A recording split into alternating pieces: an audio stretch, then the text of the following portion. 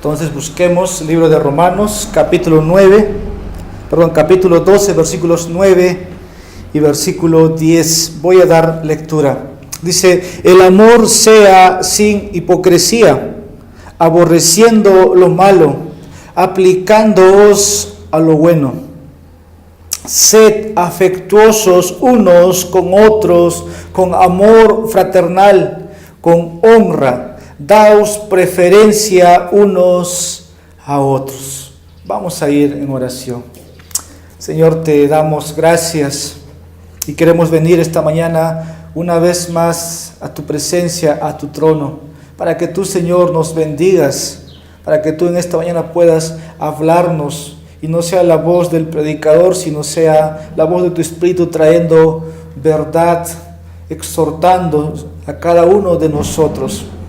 Tú ayudes al predicador, le des, Señor, gracia, que ordene sus palabras, sus pensamientos, como también, Señor, tu pueblo puede estar despierto, atento a recibir.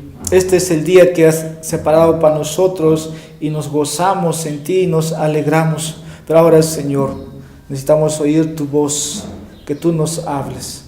Pues eso te pedimos en nombre de nuestro Señor Jesucristo. Amén.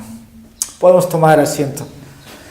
Estamos en esta serie de Romanos y creo que estamos recibiendo cada vez más la instrucción, las amonestaciones, las exhortaciones. El capítulo 12 empezaba así: por consiguiente, hermanos, os ruego por las misericordias de Dios. Y hemos ido viendo lo que nos estaba exhortando por las misericordias de Dios el apóstol Pablo. Y quiero hoy día hablar sobre un tema que está aquí. Es el amor bíblico. El amor bíblico que debe reinar en el pueblo de Dios. El amor bíblico que debe estar en las iglesias. Y quiero hacer unas preguntas para poder introducirme y usted me pueda comprender. ¿Qué es lo que hace que una iglesia se vea bien a los ojos de Dios? Es una pregunta que quiero responderte en esta mañana. ¿Qué es lo que hace que una iglesia se vea bien o estimada a los ojos de Dios? Tener todos los ministerios, tener todos los dones de la gracia, tener un edificio grande y una multitud de gentes congregando, tener al mejor predicador, al mejor expositor, tener a los mejores maestros dotados por el Espíritu Santo. ¿Es lo que hace grande una iglesia? Pues nos podemos responder. Y tal vez para unos sí es verdad, puede eso ser real, tener todo eso, pero ¿es estimado a los ojos de Dios tal iglesia, tales miembros que forman de ahí? Yo me quiero, para responder esto, tomar las palabras de nuestro Señor Jesucristo en Juan capítulo 13, versículo 35. Él dio una respuesta. El Señor dio una respuesta a mis interrogantes y quiero que usted lo pueda leer conmigo. Dice Juan capítulo 13, versículo 35. En esto conocerán todos que sois mis discípulos, si tuviereis amor los unos con los otros. Y no es lo que Pablo está diciendo ahora aquí en Romanos 12:9. El amor, dice, sea sin hipocresía. Pablo también dijo en 1 Corintios 13 que sin amor nada somos, ¿no? Nada soy, dijo el apóstol Pablo. Creo que si Dios pasara una revista, una inspección, desafortunadamente el veredicto que daría Dios sobre sus iglesias tal vez sería lo contrario a lo que nosotros pensamos, ¿no? Que puede ser muchos dones, muchos ministerios, pero ¿qué es lo que Dios piensa? Y eso es lo que cuenta, hermanos. Jesús dijo: si tuviereis, en esto sabrán que soy discípulos, en esto sabrán que son mi iglesia, que si tienen amor los unos con los otros. Desde la perspectiva de nosotros, la mayoría, nadie piensa así, porque cada uno piensa en intereses personales. Pero desde la perspectiva de Dios, las cosas son totalmente diferentes. ¿Y qué es lo que ha pasado con la creación? Cuando el pecado entró en este mundo, inmediatamente se sintió los efectos de la caída del hombre. Adán y Eva están en el huerto y Dios tiene comunión con ellos, el hombre puede comunicarse, pero el pecado entra y empiezan a dañarse las relaciones y se rompe una comunicación y es el amor.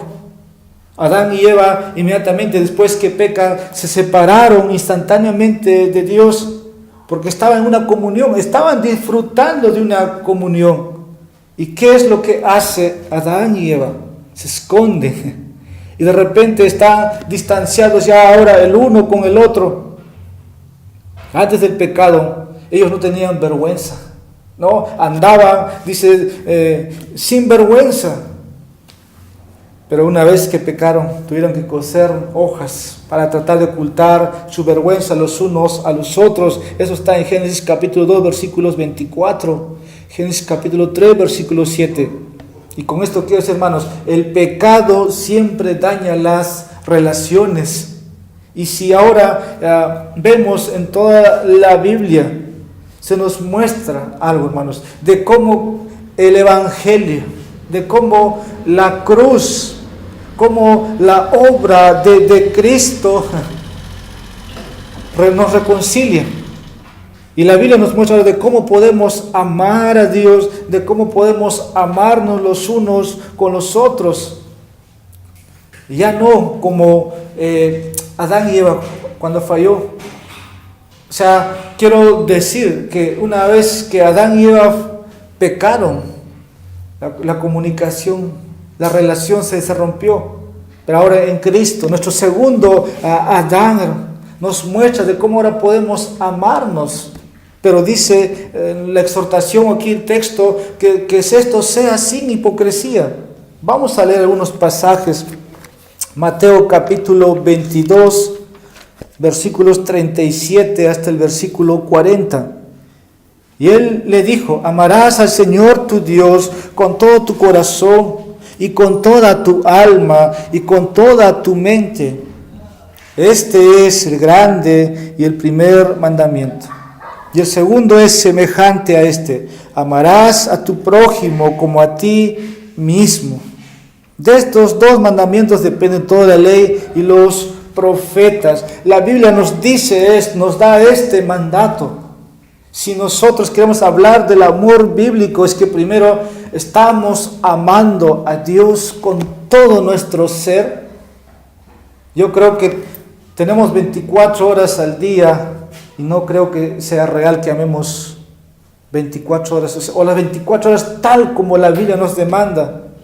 Ahora, ¿qué es con Dios? Ahora, ¿qué con el hermano? Para amar a Dios, primero debemos entender que Él nos amó primero. No es algo que va a fluir, hermanos. Tenemos que tener un conocimiento. No tenemos que tener una experiencia salvífica.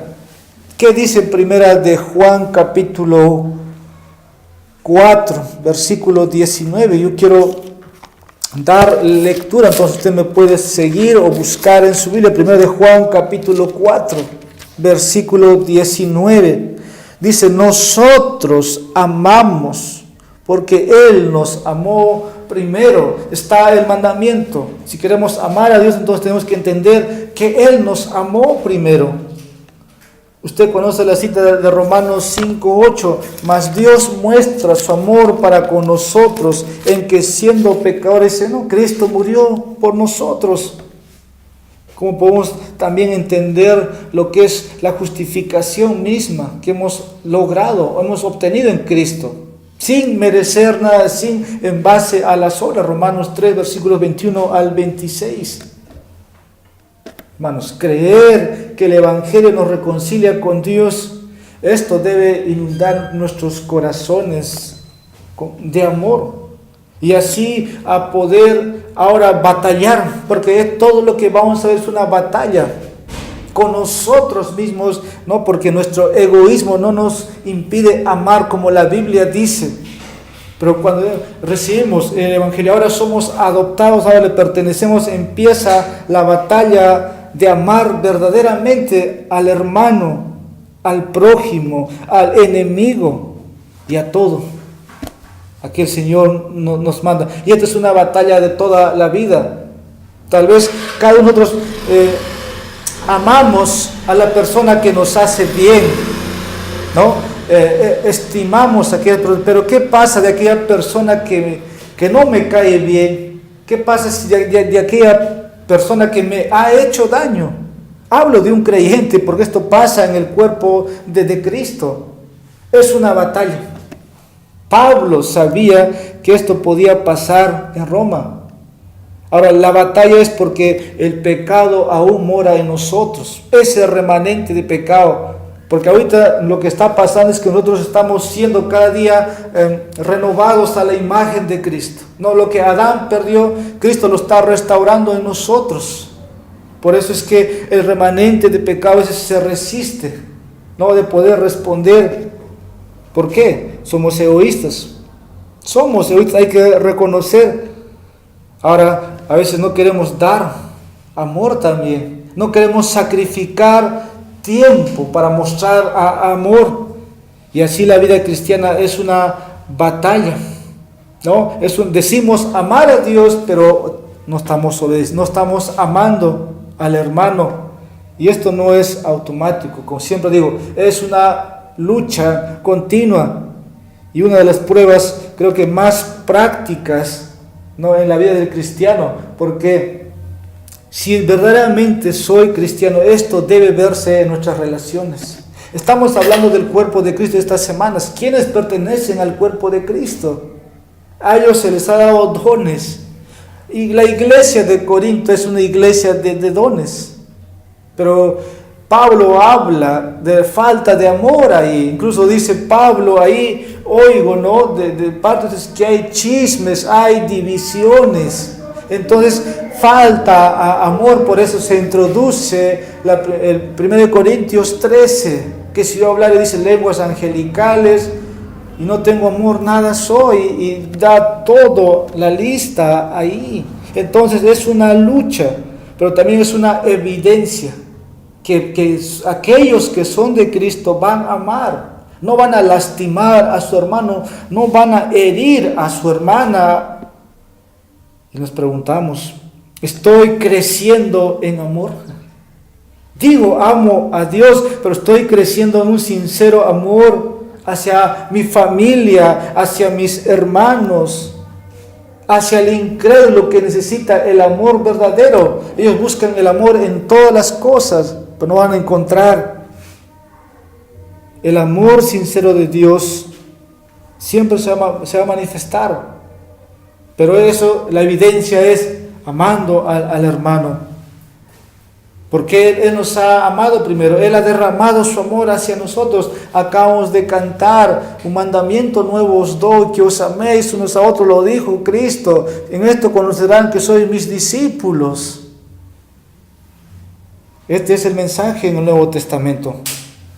El apóstol Juan nos dice de cómo podemos desenmascarar a aquel que no ama, o cómo podemos reconocer a aquella persona que es hipócrita, porque aquel texto Pablo dice, el amor sea sin hipocresía. Entonces yo puedo ser un hipócrita si es que no estoy amando como debe ser. Vamos a leer lo que dice Primera de Juan capítulo 4, ustedes pueden buscar en su Biblia, versículo 20. Dice, si alguno dice, yo amo a Dios y aborrece a su hermano, dice, es un mentiroso. Porque el que no ama a su hermano, a quien ha visto, no puede amar a Dios a quien no ha visto. Juan dice aquí cómo desenmascarar nuestra tendencia a la hipocresía cuando habla del amor.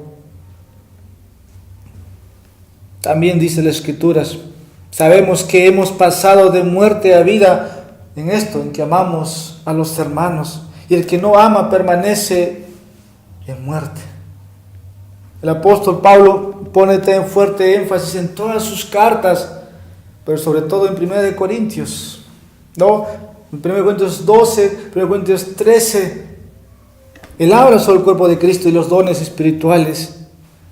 Pero de ahí el capítulo 3 habla de ese fabuloso capítulo del amor. Algo pasaba en Corinto. Algo pasaba en el cuerpo de Cristo. Y ahora nos habla aquí en Romanos 12, versículos 9 al 10. El amor sea sin hipocresía, dice, aborreciendo lo malo, aplicándoos a lo bueno. Todo esto tiene que cumplirse. Sed afectuosos unos con otros, con amor fraternal, con honra, hermanos. Daos preferencia unos a otros. Por eso estoy hablando del amor bíblico. Un amor sincero, un amor sin interés, un amor sacrificial, un amor puro. Entonces, el tema del amor aquí el apóstol Pablo, si tú lees versículo 9, puede extenderse hasta el versículo 21, y si pudiera dividirlo, lo hubiera hecho, pero creo que nos podemos perder algunos detalles. Es un poco difícil saber cómo dividir, pero creo que versículos 19 hasta el 21 se puede hacer como dije. Pablo va a lanzar aquí una serie de directrices, ¿no? Ordenanzas prácticos, pero la mayoría tiene que ver con relaciones, ¿no? Con tener contacto, pero al mostrar amor. Pero el versículo 14, podemos decir que como que nos muestra algo ahí. Bendecid a los que os persiguen. En otras palabras, amen a los que les persigan, hablen bien. Bendecid y no maldigáis, como que esto tiene que ver tanto, ya no con mi hermano, sino con el enemigo. Como que esto da una distancia. Ahora, versículos 9 al 16 tratan, como dije, un poco ahí con el amor de la iglesia, como que esto para dividir a mí me es difícil. Pero versículos 17 hasta el versículo 21 tiene que ver con amor hacia los enemigos. Los que están persiguiendo a la iglesia, los que están maltratando. Es lo que se ve. Eso es lo que tenemos. La exhortación aquí es amarlos. Es el tema central. Pero el versículo 14 aquí se interpone, ¿no? ¿Cómo responder a aquellos que nos persiguen? Ahora, debido a estos, algunos argumentan que versículos 9 hasta versículo 13 se enfocan en el amor dentro de la iglesia. Mientras que los versículos 14 al 21 tratan de ver ahí que de amar a nuestros enemigos. Es la división normalmente general que usted puede encontrar. Pero luego versículos 15 y 16 no parecen encajar en este tema. Pero versículos 17 al 21 se aplica principalmente, ¿no?, a aquellas personas que están fuera de la iglesia.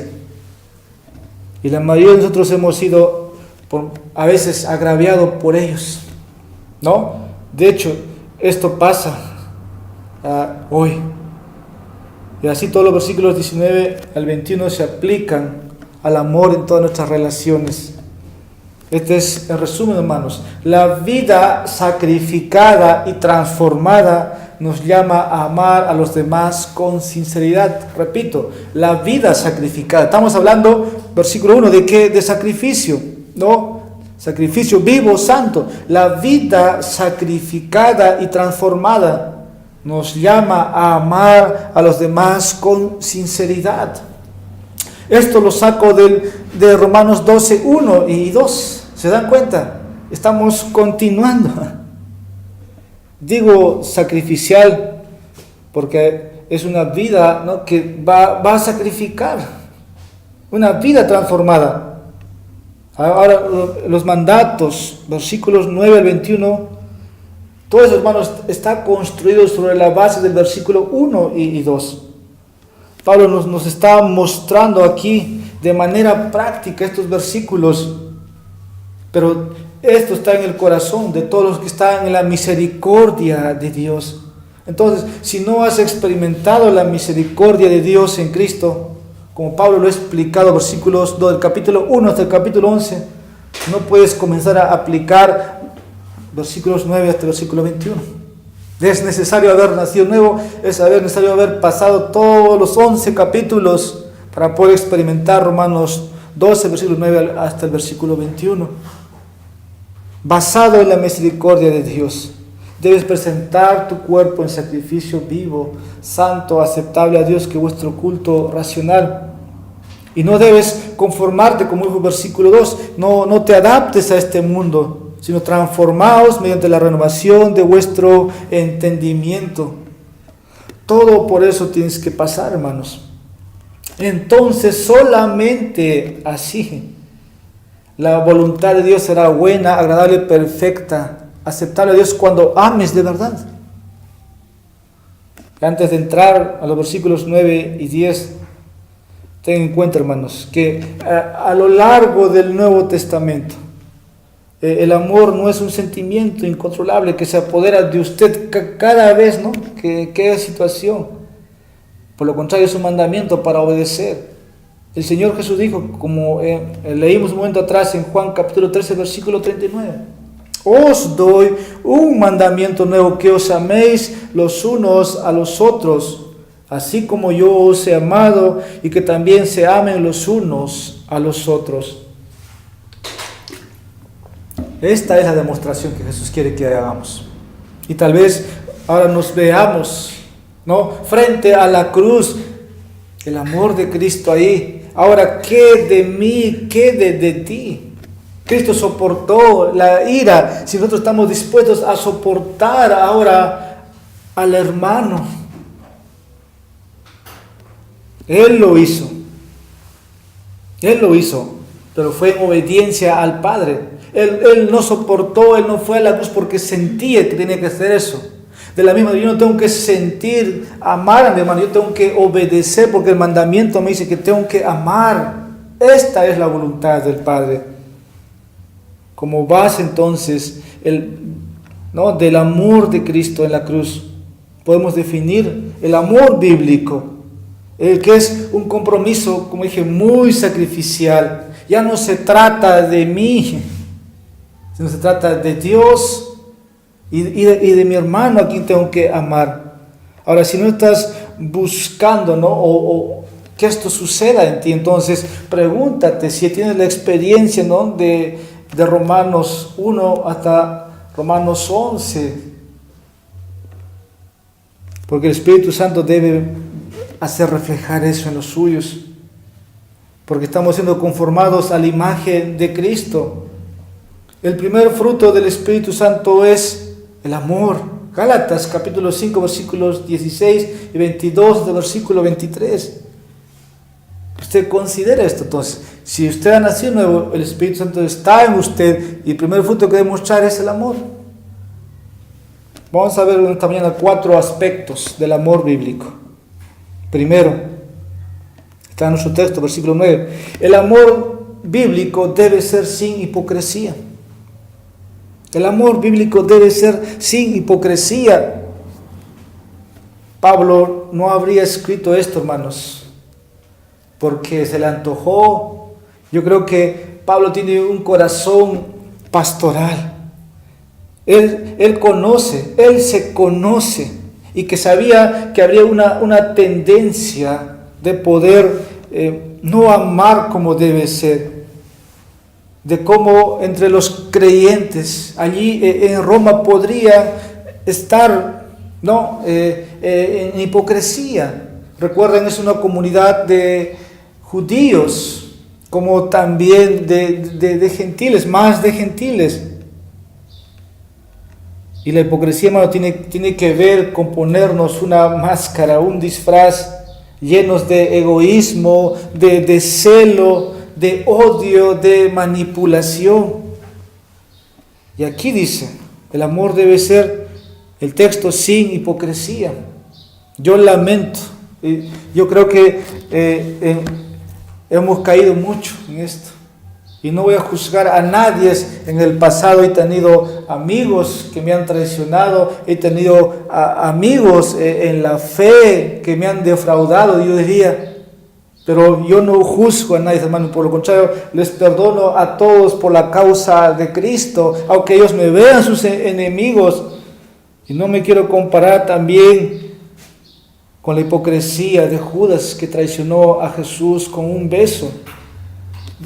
Usted sabe ese evento que está registrado. Dice Lucas capítulo 22, versículo 48. Pero Jesús le dijo: Judas, ¿con un beso entregas al Hijo del Hombre? Aparentemente Judas se preocupaba por Jesús, pero al final vemos lo que hizo. Lo traicionó. Lo traicionó. Lo entregó. Y mataron a Cristo. Pero lo arrestaron y después lo mataron. Ahora Pablo nos está llamando aquí a un amor sincero, no un amor de Judas. No un amor sin hipocresía, sino un amor desde el corazón. Y la palabra aquí tiene que ver con sinceridad. Sinceridad, hermanos. Esta palabra viene de dos palabras latinas que significan sincera. Esto tal vez históricamente se puede información encontrar. Dice que eran comerciantes deshonestos que llenaban una grieta en una olla con cera y la barnizaban y vendían una olla defectuosa como si estuviera bien. Pero el comprador más tarde descubriría que solamente estaba sellado y no valía nada. Por eso, sincera. Ahora, tal vez aquí la palabra que está Pablo utilizando significa sin hipocresía.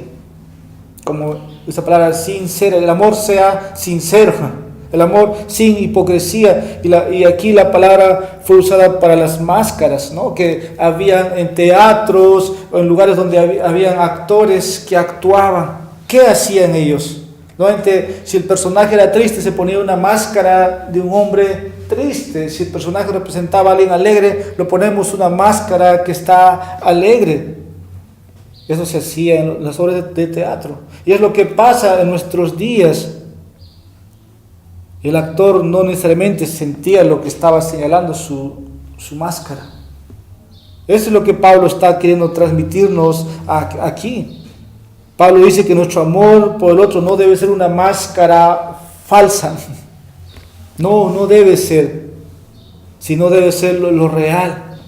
Debemos genuinamente desear lo mejor de Dios para los demás, hermanos, y actuar, ¿no? Para lograr ese objetivo. No solamente es aparentar, sino debemos buscar ese objetivo. Ahora, como dije, la mayoría de nosotros tiene otra perspectiva, y Dios tiene otra perspectiva. En estos versículos Dios describe aquí el amor que no debe ser hipócrita. En otras palabras, sin hipocresía. La palabra en el original es anupócritos. Esta palabra proviene de una palabra que significa que Dios quiere que tengamos un amor pretendido, un amor que no actúa en la iglesia. Él quiere que nuestro amor sea real. Es lo que busca. Ahora, el apóstol Juan nos dice en 1 Juan capítulo 3, versículos 15 al 18. Todo el que aborrece a su hermano, dice, es homicida. Y vosotros sabéis que ningún homicida tiene vida eterna permanente en él. En esto conocemos el amor, en que Él puso su vida por nosotros. También nosotros debemos poner nuestras vidas por los hermanos. Pero el que tiene bienes de este mundo y ve a su hermano en necesidad y cierra su corazón contra él, ¿cómo puede morar el amor de Dios en él? Hijos, no amemos de palabra ni de lengua, sino de hecho y verdad. Se da cuenta. Juan nos dice directamente aquí lo que es el amor. El amor bíblico entonces debe ser serio, hermanos, debe ser exigente. Siempre debe tener en cuenta a quien no está mostrando amor.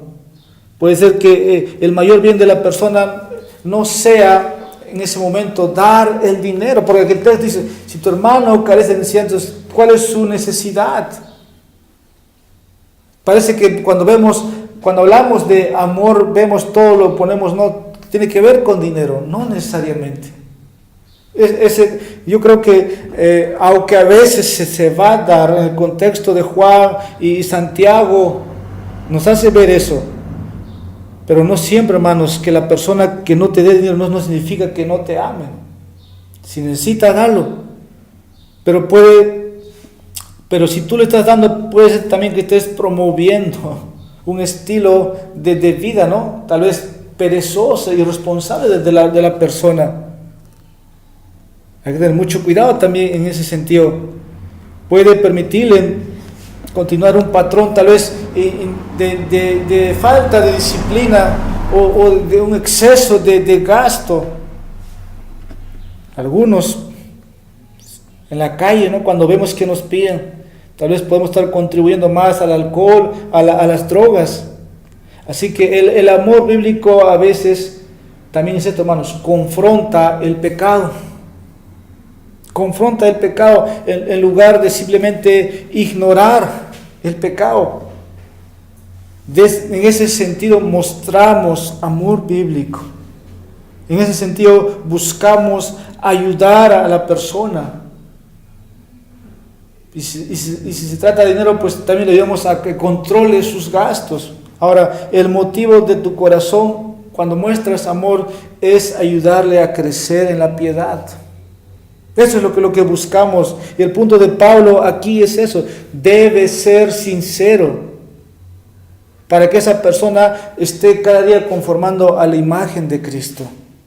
Si solo estás buscando tus propios intereses, ¿no? Y tratando de manipular para poder beneficiarte luego, no estás practicando el amor bíblico.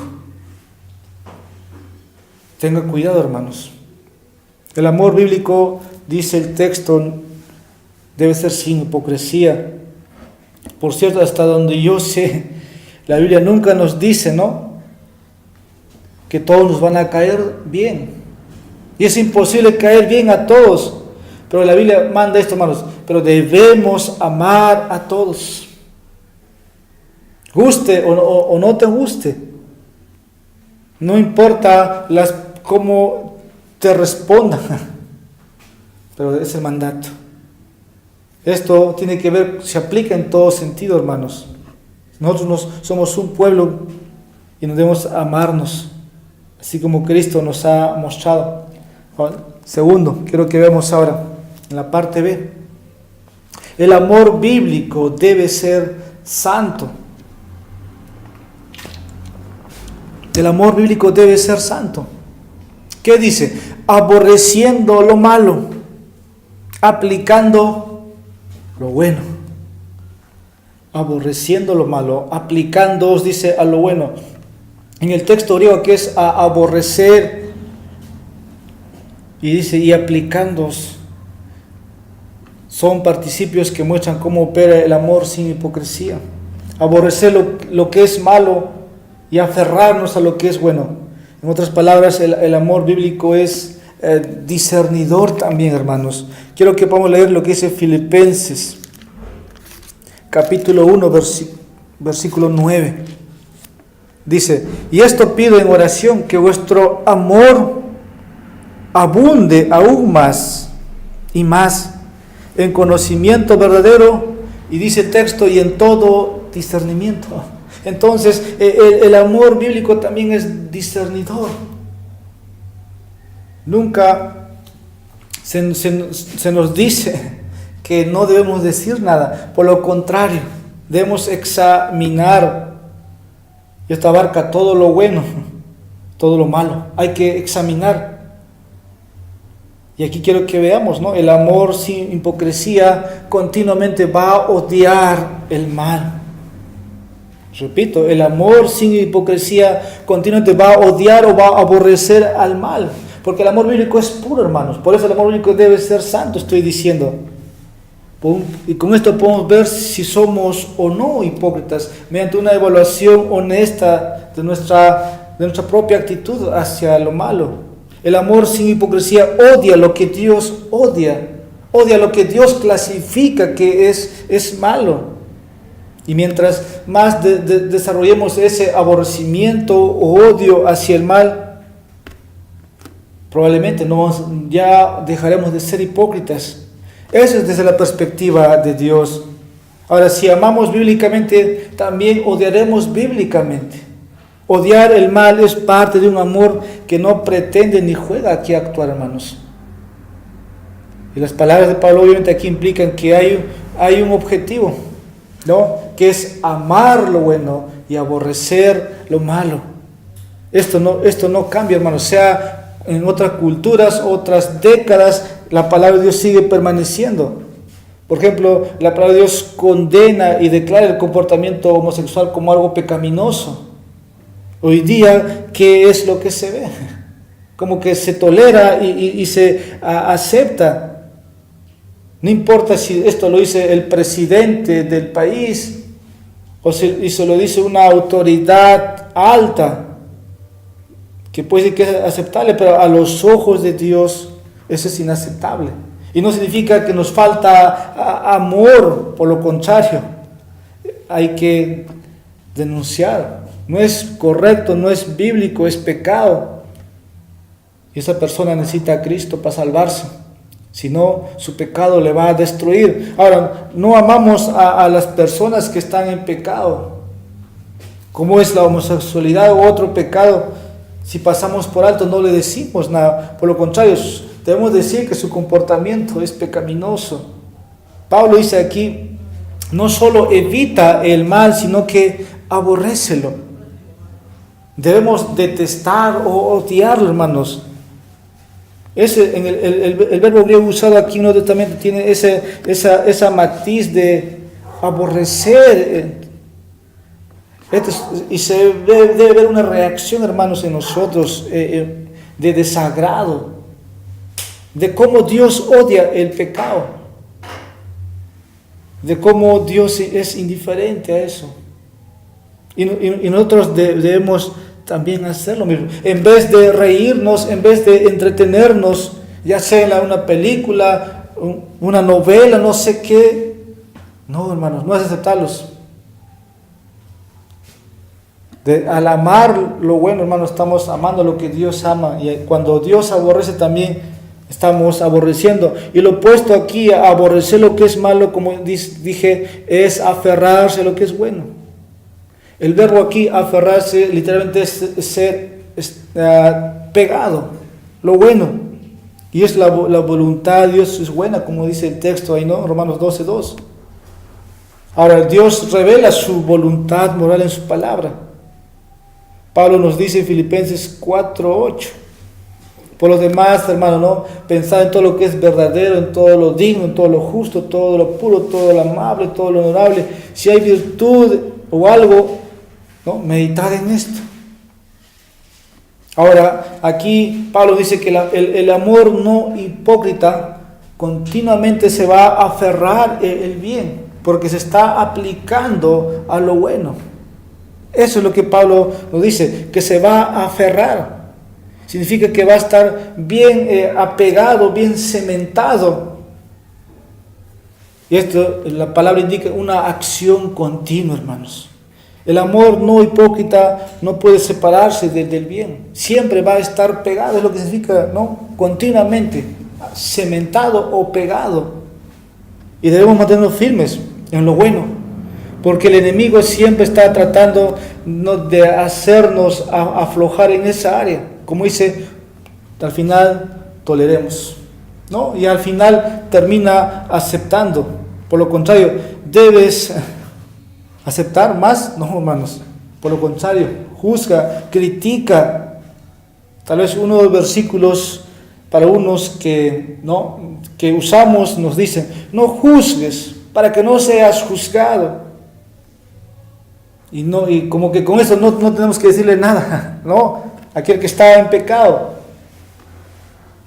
No, hermanos, no es. Jesús tiene claro aquí, debemos juzgar primero nuestros propios pecados en ese contexto de Mateo 7, ¿no? Ver nuestra propia viga, porque puede ser que hay hipocresía. Y solamente así decirle al hermano o a la persona, ¿no?, que está en pecado. Pero una vez que hayas juzgado tu propio pecado,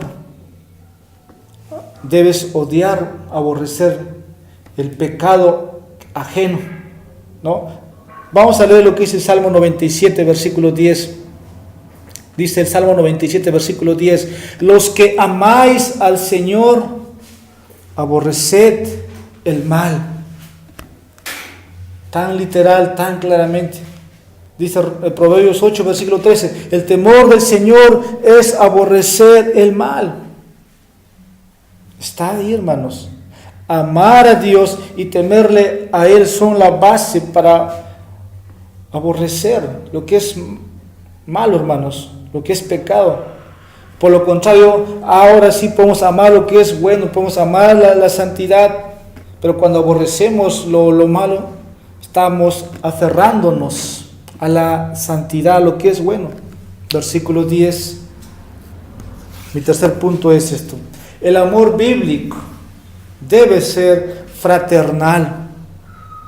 Dice, sed afectuosos unos con otros, con amor fraternal. Estoy diciendo que el amor bíblico debe ser fraternal. El texto lo muestra. Sed afectuosos unos con otros con amor fraternal. Pablo usa aquí la palabra, en original es Filadelfia, que se refiere al amor natural entre los hermanos. Y agrega a la otra palabra que se refiere al afecto familiar.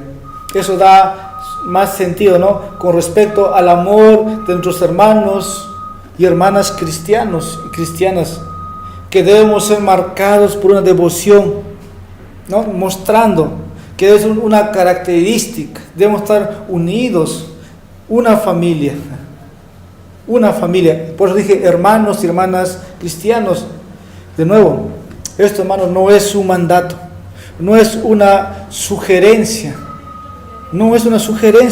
involucra también nuestras emociones. La pregunta es cómo controlas tus emociones. Quiero tomar algunas palabras aquí de un autor.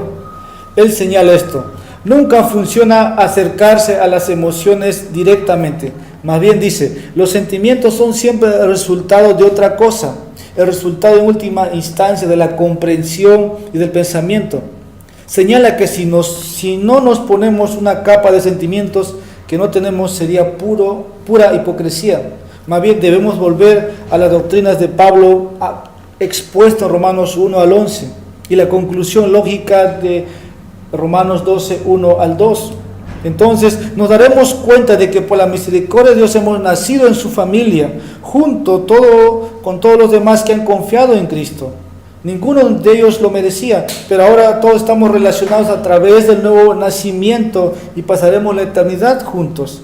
Entonces, la obediencia sincera de tus mandamientos viene a responder a las enseñanzas de quienes somos en Cristo. Romanos 6, 17 dice, todos los que creen en Cristo son parte de la familia de Dios. Deberíamos sentirnos más cercanos a un hermano o hermana en Cristo que a un pariente que no conoce a Cristo.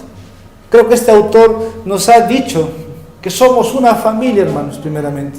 Por eso, el amor fraternal debe ser más cercano al hermano en la fe que de la sangre, propiamente.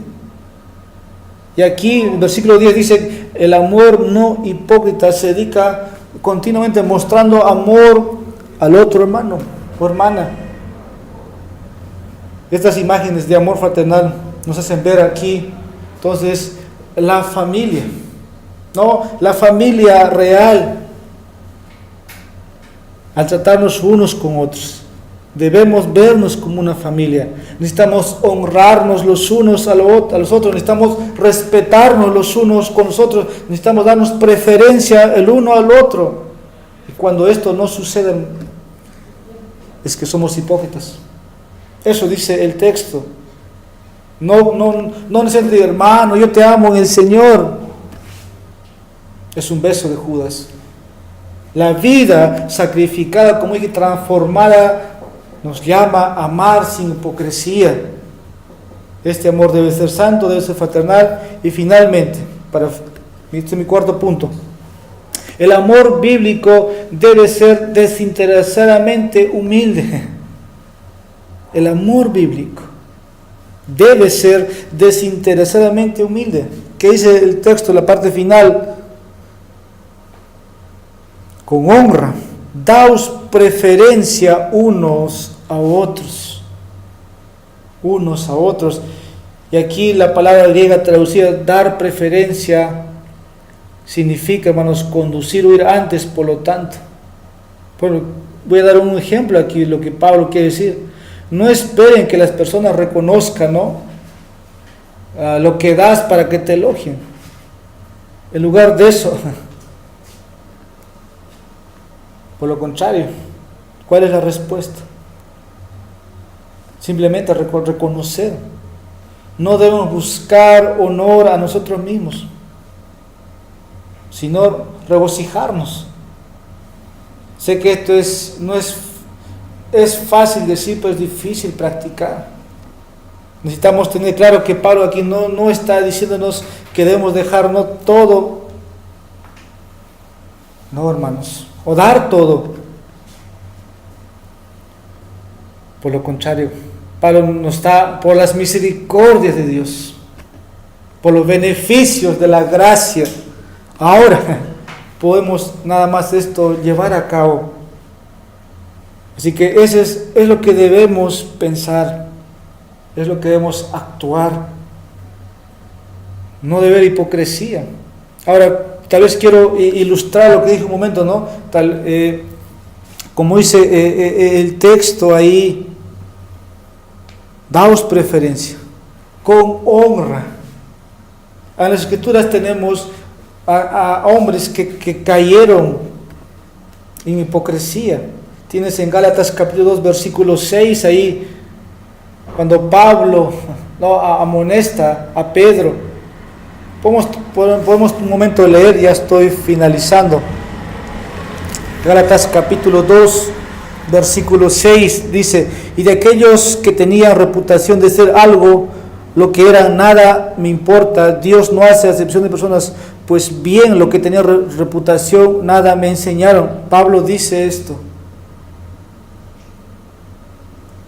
Versículo 9: y al reconocer la gracia que me había dado Jacobo, Pedro y Juan, que eran considerados como columnas, nos dieron a mí y a Bernabé la diestra de compañerismo, para que nosotros fuéramos a los gentiles y ellos a los de la circuncisión.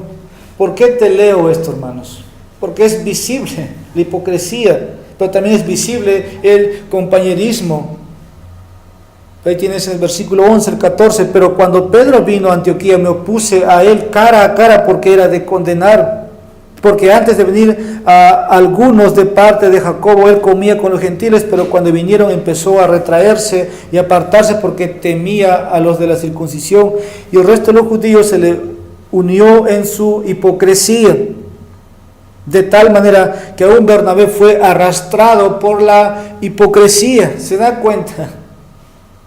Pero cuando vi que no andaban con rectitud en cuanto a la verdad del Evangelio, dije a Pedro delante de todos: si tú siendo judío vives como los gentiles y no como los judíos, ¿por qué obligas a los gentiles a vivir como judíos? Pablo dijo la verdad. Ustedes son hipócritas. Bernabé está siendo arrastrado. Pablo los confrontó.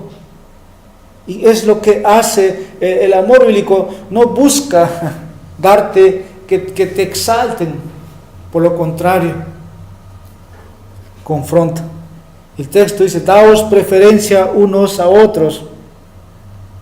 Y no quiere decir que debemos negar aquí nuestros dones o conocimientos, más bien él quiere decir que deberíamos tener una verdadera estimación a nosotros mismos. No deberíamos sobreestimar o subestimar a los demás, como dice Pablo. En 1 Corintios 15:10, pero por la gracia de Dios, dice Pablo, todo lo que soy, nada más por la gracia de Dios, fue conmigo. Conclusión: ¿cómo crecemos en este amor sincero? ¿Estoy amando bíblicamente? Y aquí quiero sugerir 4 formas prácticas. Primero, juzgue instantáneamente su egoísmo y enojo como pecado y pida perdón a Dios. Recuerda, hermanos, el yo es el enemigo principal cuando no amamos a los demás. Por eso pida perdón a aquel contra quien pecó, comenzando en su familia. Segundo, concéntrese en el amor de Dios por usted en la cruz. Efesios 4, versículo 32. hasta el capítulo 5, versículo 2. Ahí Pablo escribe: sed más bien amables unos con otros, misericordiosos, perdonándoos unos con otros, así como también Dios os perdonó en Cristo. Sed pues imitadores de Dios como hijos amados, y andad en amor, así como también Cristo os amó y se dio a sí mismo por nosotros, ofrenda y sacrificio a Dios como fragante aroma. Entonces concéntrese en el amor de Dios por usted en la cruz. Tercero, camine momento a momento en sumisión y dependencia del Espíritu Santo. Cuando caminamos en el Espíritu, no vamos a estar pensando o llevando las obras de la carne, que son celos, enojos, envidia, ira, disputas, disensiones, como dice Gálatas 5, versículos 20 al 21. Por lo contrario, si caminamos en el Espíritu, va a mostrarse amor, gozo, paciencia, bondad, fidelidad, mansedumbre, dominio propio. Por eso, concéntrase en el Espíritu Santo. Y cuarto, memoriza 1 Corintios capítulo 13, versículos 4 al 7, para que puedas evaluar si tus actitudes, palabras y acciones están, ¿no?, en uniforme o en línea con el amor bíblico. ¿Qué dice ese texto? El amor es paciente, es bondadoso, no tiene envidia, el amor no es jactancioso, el amor no es arrogante, no se porta indecorosamente, no busca lo suyo, no se irrita, no toma en cuenta el mal recibido, no se regocija en la justicia, sino que se alegra con la verdad, todo lo sufre, todo lo cree, todo lo espera, todo lo soporta. Memorícelo. Lea los versículos cada mañana hasta que te veas si esto tiene afinidad contigo, si se relaciona con tu familia, si tiene relación con los hermanos de la iglesia, si yo soy paciente con ellos, si yo soy bondadoso con ellos, si yo siento envidia por ellos, me estoy jactando, estoy siendo arrogante, estoy siendo indecoroso. Por eso, ese es el amor bíblico. Y mi oración, hermanos, es que en nuestra iglesia y en nuestros hogares se nos conozca verdaderamente que nos amamos así. Cristo dijo: en esto sabréis que sois mis discípulos, si se aman los unos con los otros sin hipocresía, aborreciendo lo malo y aferrando a lo que es bueno, y si se dedican el uno al otro, mostrando, y si se dan, como dice el texto, preferencia unos a otros. Vamos ahora. Señor, te alabamos y te damos gracias en esta mañana por tu misericordia, por tu fidelidad. Aún estamos aquí y no hemos sido consumidos. Nos has mostrado tu amor verdadero en la cruz. Pero también hoy nos dices, y tu mandato es que ahora te amemos a ti sobre todas las cosas, pero también el segundo mandamiento es amar al prójimo. Ahora nos has mostrado del amor bíblico entre los hermanos. Señor, ¿qué es lo que debemos ver en el hermano? Debemos ver, responder sus necesidades. Ese debe ser el objetivo del hermano hacia el otro hermano, de la hermana hacia otra hermana. Que el otro hermano se vea feliz. Ese es el amor. El amor no tiene envidia, dice tu palabra. Señor, que tú nos perdones si somos egoístas.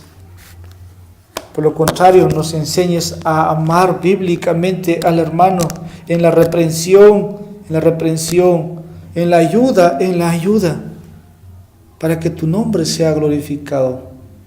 Gracias te damos, en Jesucristo oramos esto. Amén.